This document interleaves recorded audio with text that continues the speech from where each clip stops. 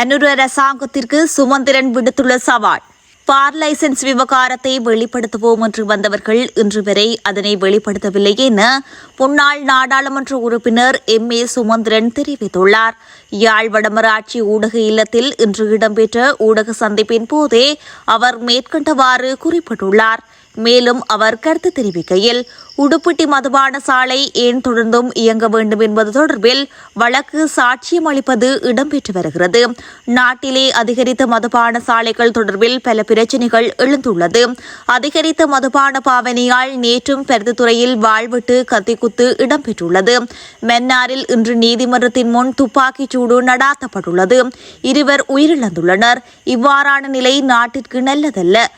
நாடாளுமன்ற உறுப்பினர்களுக்கு லஞ்சமாக கடந்த காலத்தில் பார் லைசன்ஸ் வழங்கப்பட்டுள்ளது.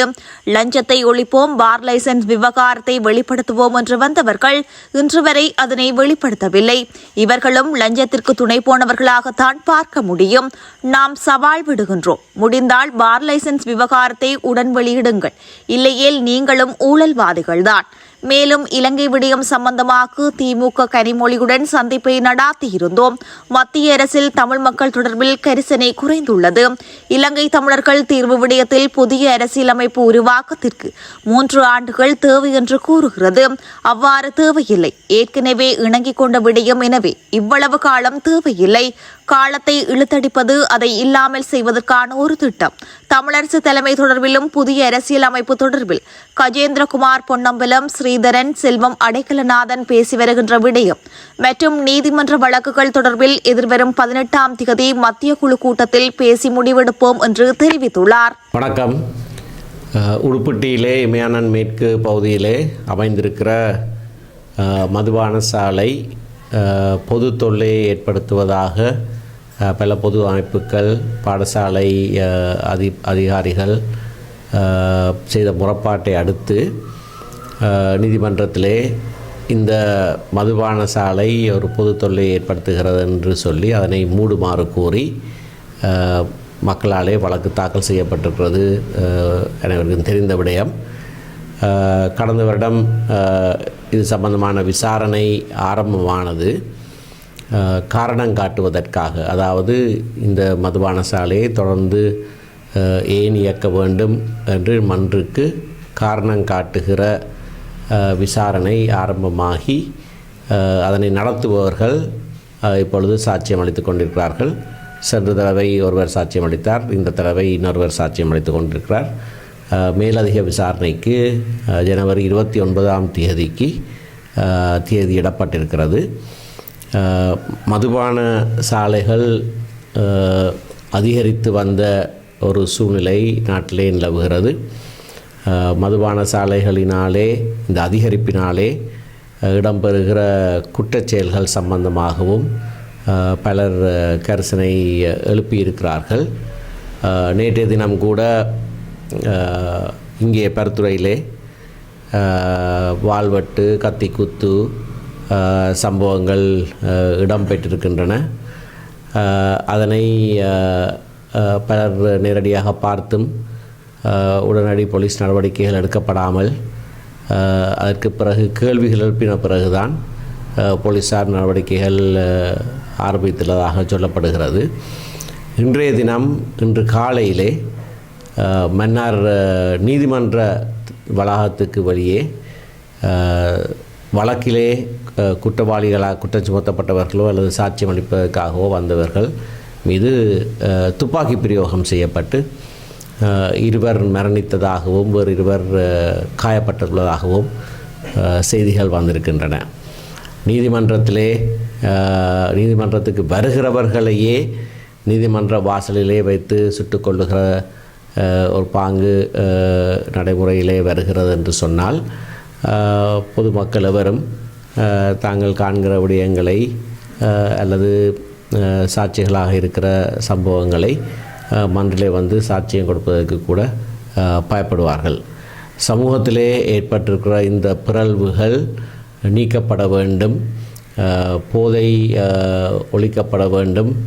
வன் செயல்கள் இல்லாதொழிக்கப்பட வேண்டும் என்று நாங்கள் சில வருடங்களாக வேலை திட்டங்களை முன்னெடுத்து வருகிறோம்.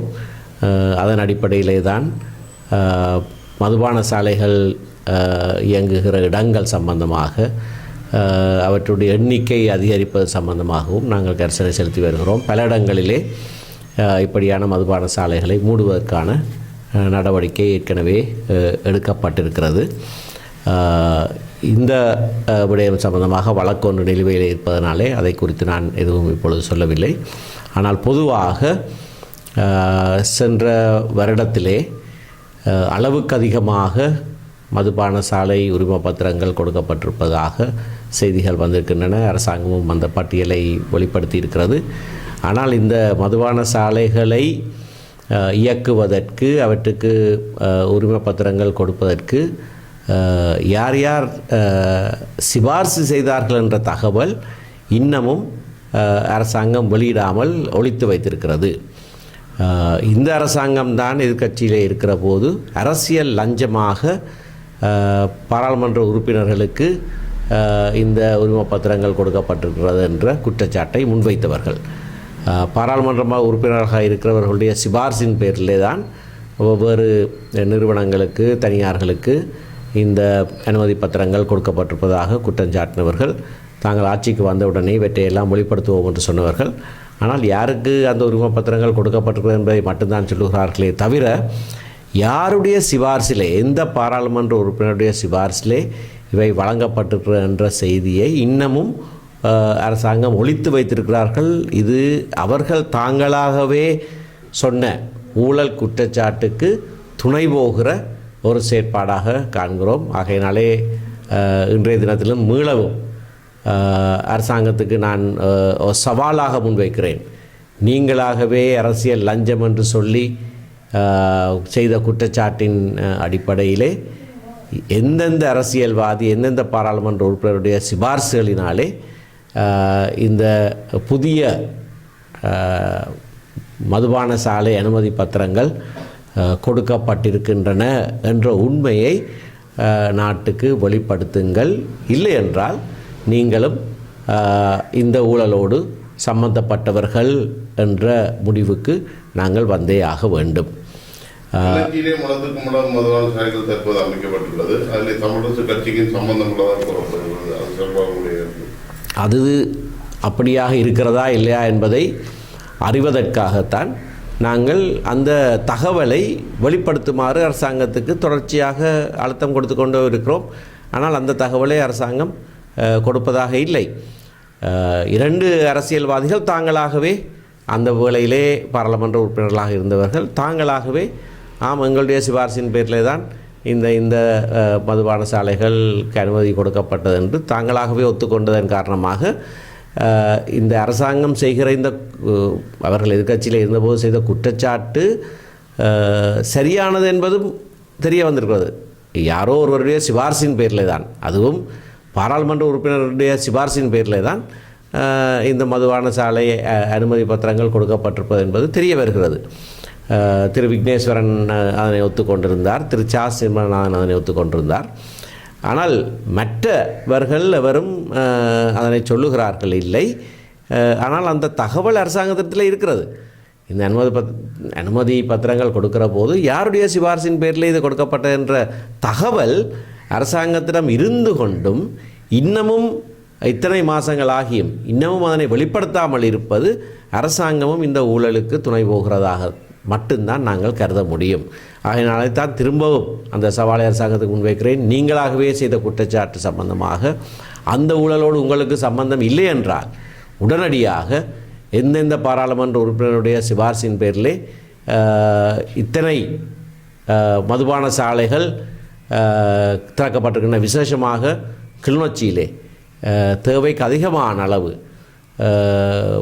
ஒரே வீதியிலே ஒவ்வொரு கிலோமீட்டருக்குள்ளேயே 2-3 மதுபான சாலைகள் திறக்கப்பட்டிருக்கின்றன. யாருடைய சிபார்சின் பேரில் இது கொடுக்கப்பட்டது என்பதை மக்களுக்கு வெளிப்படுத்த வேண்டிய பொறுப்பு அரசாங்கத்துக்கு இருக்கிறது. அண்மையில் அயலக பயணம் மேற்கொண்டிருக்கிற இந்தியாவுக்கு அந்த இந்திய பயணம் எப்படி இருக்கிறது? சுமூகமாக இருக்கிறது? இது அயலக தமிழ் உறவுகளோடு தமிழ்நாட்டு அரசாங்கம் ஏற்படுத்தியிருக்கிற ஒரு வளமையான நிகழ்வு. இது 4வது வருஷமாக இது நிகழ்கிறது. முதல் தடவையாக அது நிகழ்ந்தபோது கோவிட் காலமாக இருந்த காரணத்தினாலே அது இணைய வழி மூலமாக ஜூம் மூலமாக நடைபெற்றது. அதில் நான் பேச அழைக்கப்பட்டிருந்தேன். நான் ஜூம் மூலமாக இங்கே இருந்து அந்த நிகழ்விலே பேசியிருந்தேன். 2வது தடவை அது சென்னையிலே ஜனவரி 12ஆம் தேதி, ஒவ்வொரு வருஷமும் ஜனவரி 12ஆம் தேதியை தமிழ் அயலவர் தினம் என்று தமிழ்நாட்டு அரசாங்கம் பிரகடனப்படுத்தியிருக்கிறது. அந்த 2வது வருடத்திலே நான் அழைக்கப்பட்டு முதலமைச்சரையும் சந்தித்து நான் உரையாற்றியும் இருந்தேன். அந்த நிகழ்விலே யாழ்ப்பாணத்திலே இருந்து சென்ற காரணத்தினாலே தமிழ்நாட்டு முதலமைச்சருக்கு ஒரு மாதிரி யாழ் ஒன்றையும் நான் பெருசாக கொடுத்திருந்தேன். அதற்கு அடுத்த வருஷம் சென்ற வருடம் மட்டக்களப்பில் இருந்து திரு சாணக்கியன் ராசமாணிக்கம் பாராளுமன்ற உறுப்பினர் அழைக்கப்பட்டிருந்தார்.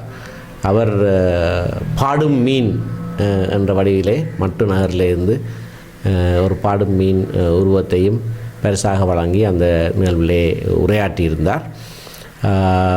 இந்த தடவை இலங்கையிலிருந்து 7 பேர் அழைக்கப்பட்டிருக்கிறார்கள். அரசாங்கத்தில் இருந்து அமைச்சர் சந்திரசேகரனும் பிரதி அமைச்சர் பிரதீப்பும், எதிர்கட்சியில் இருக்கிற ரவுஃப் ஹக்கீம், திரு ஸ்ரீதரன், திரு சாணக்கியன் ராசமாணிக்கம், திரு செல்வம் அடைக்கலநாதன் மற்றும் நான், இந்த 7 பேரும் அழைக்கப்பட்டிருந்தோம். இந்த தடவை நிகழ்விலே முதலமைச்சர் உரையாற்றிய பிறகு அவர் வந்திருக்கிற விருந்தினர்கள் அனைவரையும் நேரடியாகவே சந்தித்து அளவலாவினார். சிறிது நேரம் ஒவ்வொருவரோடும் பேசியிருந்தார். இலங்கை விடயங்கள் சம்பந்தமாக மிக குறுகிய சொற்ப கால இடைவெளியில் தான் தகவல் பரிமாறிக்கொள்ளக்கூடியதாக இருந்தது.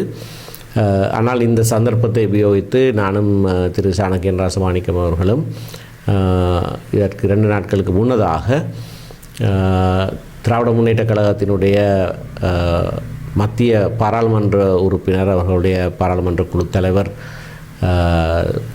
மதிப்பார்ந்த கனிமொழி அம்மையாரோடு நீண்ட சந்திப்பை நடத்தியிருந்தோம். 2 வருடங்களுக்கு முன்னரும் நான் அப்படியான ஒரு சந்திப்பை அவரோடு நடத்தியிருந்தேன்.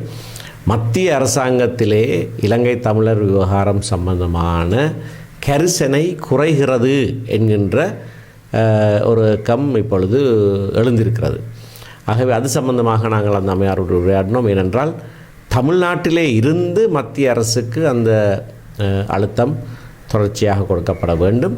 தமிழ்நாட்டிலே இருந்து மத்திய பாராளுமன்றத்திலே லோக்சபாவிலே இருக்கிற 40 எம்பிமாரும் திராவிட முன்னேற்ற கழகத்தினதும் அவர்களுடைய கூட்டு கட்சிகளுடையதும் எம்பிமார். ஆகையினாலே அவர்களுக்கு ஒரு பாரிய பங்கு இருக்கிறது. தமிழ்நாட்டினுடைய உளக்கிடக்கை மத்திய அரசாங்கத்துக்கு எடுத்து சொல்லுகிற ஒரு பாரிய பொறுப்பு தமிழ்நாட்டிலே இருந்து செல்லுகிற பாராளுமன்ற உறுப்பினர்களுக்கு உண்டு. அந்த குழுவினுடைய தலைவராக அவர் அதனை செய்ய வேண்டும் என்று அவரிடத்தில் நாங்கள் கேட்டுக்கொண்டிருக்கிறோம். அது சம்பந்தமான சில மேற்கொண்டு செய்ய வேண்டிய நடவடிக்கைகள் சம்பந்தமாக எங்களோடு தொடர்ந்து உரையாடுவதாக அவர் சொல்லியிருக்கிறார். தேவை ஏற்பட்டால் டெல்லியிலே மற்ற அரசியல் கட்சிகளோடும் தொடர்பை ஏற்படுத்தி இந்த விவகாரம் தணிந்து விடாதபடி மத்திய அரசாங்கம் தொடர்ச்சியாக இலங்கை தமிழர் விவகாரத்திலே தொடர்ச்சியாக தங்களுடைய அழுத்தத்தை பிரயோகிக்கிற வண்ணமாக தமிழ்நாட்டு பாராளுமன்ற உறுப்பினர்கள் உதவி செய்வார்கள் என்ற வாக்குறுதியை கொடுத்திருக்கிறார். அதற்கான முன்னகர்வுகளை நீங்கள் இங்கே மேற்கொள்வதற்காக உத்தேசித்திருக்கிறீர்கள்? ஆம், அதற்கான முன்னகர்வு குறித்து, அதாவது எந்த தருணத்திலே நாங்கள் அப்படியான சந்திப்புகளை செய்ய வேண்டும். இதற்கு முன்னர் பல தடவைகளை நாங்கள் அப்படி செய்திருக்கிறோம். பிரதம மந்திரியை சந்திக்க போகிற வேளைகளிலே டெல்லியிலே மற்ற மாநிலங்களிலிருந்து வருகிற ஒவ்வொரு கட்சி உறுப்பினர்களையும் கூட நாங்கள் சேர்ந்து சந்தித்து இந்த விவகாரங்கள் சம்பந்தமாக அவர்களுக்கு தகவல்களை தொடர்ச்சியாக கொடுத்து வந்திருக்கிறோம். அண்மை காலமாக சில வருடங்களாக அந்த தொடர்பாடல் இல்லாமல் இருக்கிறது. ஆகையினாலே அதனை மீள புதுப்பிக்கிற சில செயற்பாடுகளை நாங்கள் ஆரம்பிப்போம். இறுதியாக இந்த புதிய அரசாங்கம் தமிழருக்கான தீர்வு திட்டத்தை வழங்குவது சம்பந்தமாக உங்களுடைய கருத்து என்ன? இந்த புதிய அரசாங்கம் ஒரு புதிய அரசியலமைப்பை உருவாக்குவோம் என்று மக்களுக்கு வாக்குறுதி கொடுத்திருக்கிறார்கள். ஜனாதிபதி தேர்தலிலே அனுரகுமார திசாநாயக்க அவர்கள் தன்னுடைய தேர்தல் அறிக்கையிலே தெளிவான ஒரு நிலைப்பாட்டை கூட எழுத்திலே கொடுத்திருக்கிறார். ஆனால் தற்போது அவர்கள் இந்த புதிய அரசியலமைப்பு உருவாக்கத்துக்கு இன்னமும் 3 வருடங்கள் தேவை என்கின்றதை போன்ற கருத்துக்களை சொல்ல ஆரம்பித்திருக்கிறார்கள். புதிய அரசியலமைப்பு ஒன்றை உருவாக்குவதற்கு அத்தனை காலம் தேவையில்லை. ஏனென்றால் இது ஏற்கனவே இணங்கப்பட்ட பல விடயங்கள் ஏற்கனவே இருக்கிறது. அத்தோடு ஒரு பலமான அரசாங்கம் மக்கள் ஆணையோடு பதவிக்கு வருகிற போது முதல் வருடத்திலேயே அதனை செய்து முடிக்க வேண்டும். அதை பிற்போடுவதனாலே அது செய்யாமல் விடுவதற்கான ஒரு உத்தியாகத்தான் அதனை நாங்கள் பார்க்கிறோம். ஆகையினாலே இந்த அரசாங்கம் மக்களுக்கு கொடுத்த வாக்குறுதியை உடனடியாக நிறைவேற்ற வேண்டும். புதிய அரசியல் அமைப்பு என்பது விசேடமாக ஜேவிபி முன்னின்று நடத்துகிற அரசாங்கத்திலே கட்டாயமாக அவர்கள் செய்ய வேண்டிய ஒரு விடயம். அவர்களுடைய கட்சி ஆரம்பிக்கப்பட்ட போதே 64ஆம் 65ஆம் ஆண்டுகளிலே இருந்து இப்பொழுது அது 60 வருடங்களாக அவர்கள் நாட்டினுடைய ஆட்சி முறையை மாற்றுவது சம்பந்தமாக அதை மாற்றுவதற்கு ஆயுதமெடுத்து 2 தடவை போராடிய ஒரு குழுவினர். ஆகையினாலே இப்பொழுது மக்களாணை அவர்களுக்கு கொடுக்கப்பட்டிருக்கிற சூழ்நிலையிலே ஜனநாயக ரீதியிலே அதனை முடிப்பதற்கு அவர்களுக்கு அதிகாரம் உண்டு, மக்கள் ஆணை உண்டு. அதனை துரிதமாக அவர்கள் செய்ய வேண்டும். அதனை பிற்போடுவதனாலே அதை செய்யாமல் விடுவதற்கான ஒரு உத்தியாகத்தான் நாங்கள் காண்கிறோம். ஆகையினாலே அரசாங்கம் இந்த புதிய அரசியல் அமைப்பு என்கின்ற விடயத்தை அதிலேயே தமிழ் தேசிய பிரச்சினைக்கு என்ன விதமான தீர்வு என்பதை வெளிப்படையாக சொல்லி அதனை முன்னகர்த்த வேண்டும். அப்பொழுது நாங்கள் அது சம்பந்தமாக எங்களுடைய நிலைப்பாட்டை வெளிப்படுத்துவோம்.